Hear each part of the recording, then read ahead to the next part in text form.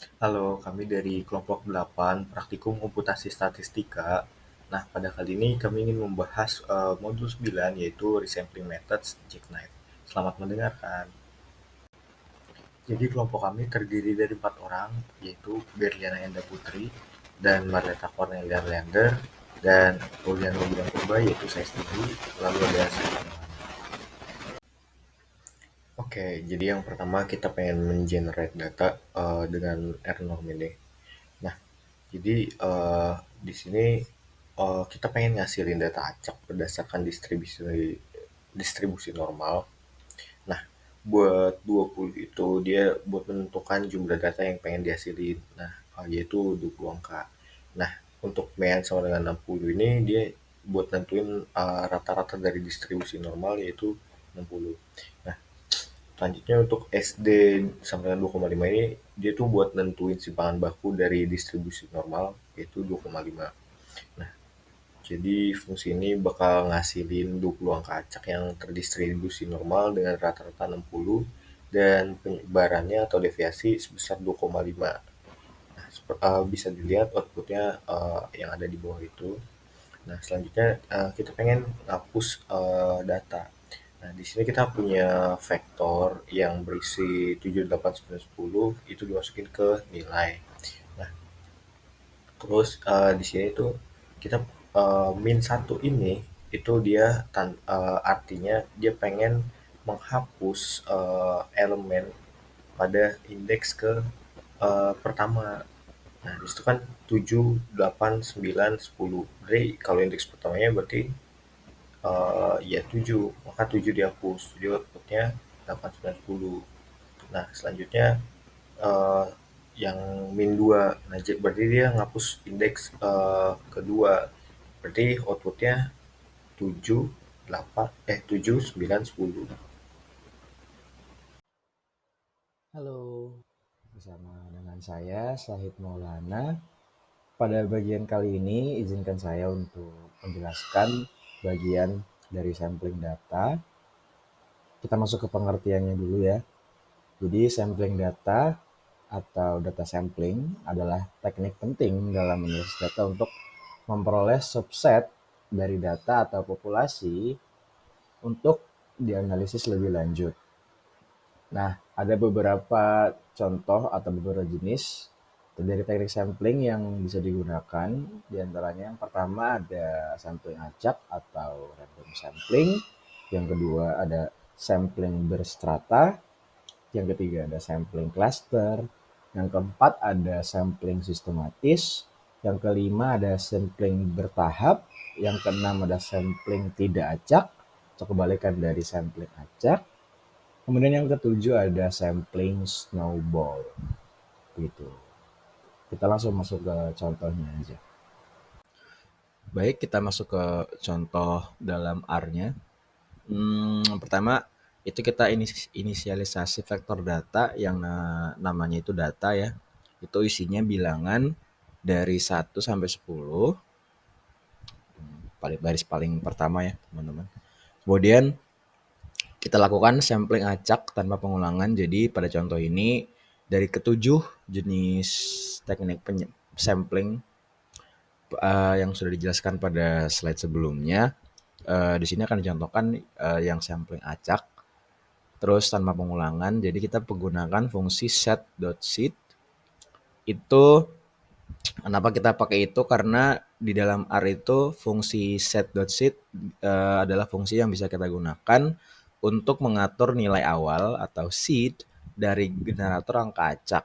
Nah, ini tuh kita gunakan supaya memastikan setiap kali kita menjalankan kodenya, jadi kalau setiap kali kita run, di mana itu melibatkan bilangan acak ya teman-teman, itu hasilnya bakal tetap konsisten. Jadi mau kita run berkali-kali pun outputnya akan tetap seperti itu. Sini misalnya kita lanjut lagi, kita buat variabel sample underscore data, itu yang kita isi nilainya dengan menggunakan fungsi sample dari data yang sudah kita diinisialisasi di awal, di mana isinya adalah bilangan acak antara 1 sampai 10 dengan jumlah 5. Kemudian kita print. Nah, di situ kan muncul ya teman-teman, outputnya ada 3, 10, 2, 8, dan juga 6. Nah, fungsi dari set.set ini itu untuk mengunci, membuat konsisten hasil outputnya akan selalu tetap seperti itu, teman-teman. Mau di run berapa kali pun hasilnya akan selalu seperti itu. Kayak gitu kurang lebih. Mungkin itu saja untuk bagian sampling data atau data sampling. Kita masuk ke bagian selanjutnya. Terima kasih. Oke, di sini kasus yang pertama adalah kode untuk metode jackknife untuk menghitung rata-rata atau mean suatu dataset. Nah, pertama kita inisialisasikan dulu datanya yang terdiri dari angka 10, 20, 30, 40, 50. Itu ada 5 nilai. Lalu di sini kita membuat fungsi jackknife untuk mean. Nah, di sini pertama kita lakukan inisialisasi dulu dengan n atau panjang datasetnya, lalu mean original atau mean data yang asli, lalu mean jackknife atau rata-rata jackknife saat setiap elemen dihilangkan. Lalu selanjutnya kita di sini membuat perhitungan rata-rata jackknife yaitu menggunakan fungsi for uh, di mana iterasi melalui seluruh elemen data. Lalu dalam setiap iterasi elemen ke i dihilangkan dari dataset menggunakan data list minus i. Lalu di sini kita membuat estimasi jackknife-nya, fungsinya yaitu mean jackknife estimate. Lalu di sini kita membuat variabel bias yaitu pengurangan dari mean s jackknife dikurang mean original.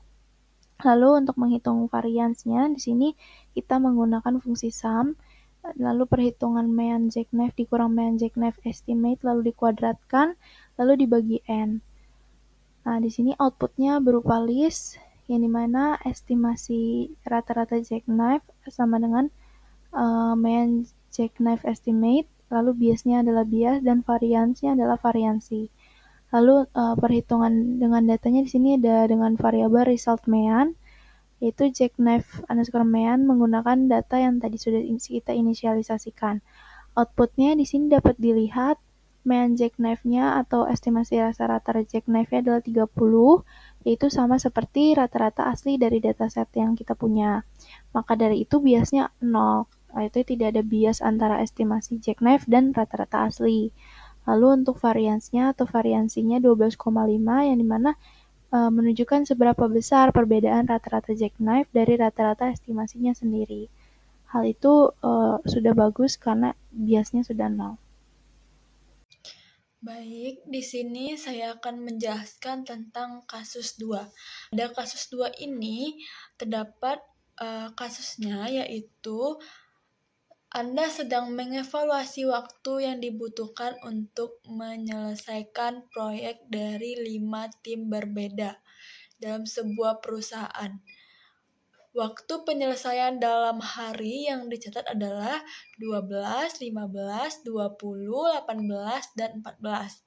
Gunakan teknik jackknife untuk mengetahui seberapa stabil median waktu penyelesaian jika satu tim dihilangkan dari perhitungan.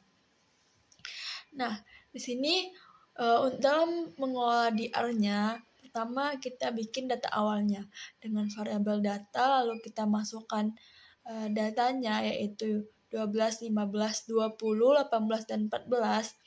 Selanjutnya kita menghitung fungsi untuk menghitung median menggunakan jackknife.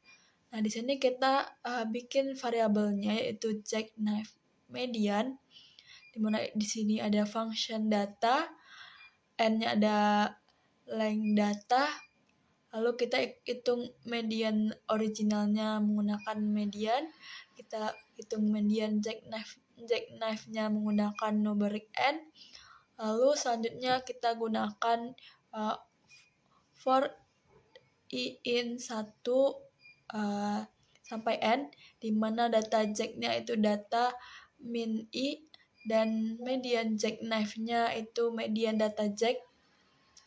Lalu di sini kita bikin estimasi jackknife untuk median.